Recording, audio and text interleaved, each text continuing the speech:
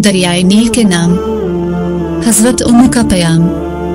मिस्र में ज़माना जाहिलियत से ये दस्तूर चला आ रहा था कि जब भी दरियाए नील ठहर जाता तो एक हसीन और खूबसूरत लड़की को कत्ल करके दरिया के हवाला कर दिया जाता, तो दरियाए नील फिर हिस्बे मामूल चल पड़ता।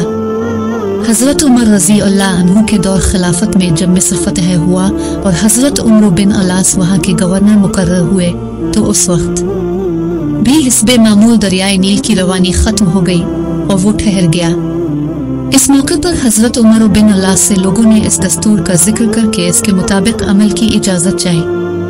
हजरत उमर बिन अलास ने फरमाया कि ये जाहिलियत की रस्म है, हम ऐसा नहीं करेंगे, अलबत्ता अमीर अल मोमिनीन हजरत उमर से मैं मशवरा करूंगा। चुनांचे हजरत उमर ने अमीर अल मोमिनीन को खत लिखा और इस वाकया की पूरी तफसील बयान करके मशवरा चाहा।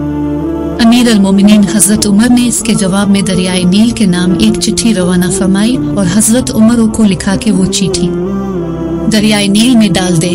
इस चिट्ठी का मजमून ये था कि अल्लाह के बंदे उमर की तरफ से दरियाए नील के नाम। अमाबाद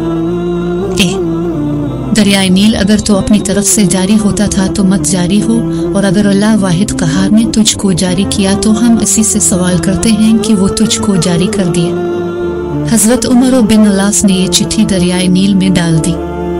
डालना ही था कि दरियाए नील खूब तेजी के साथ रवां हो गया और उसके बाद फिर कभी खुश्क न हुआ।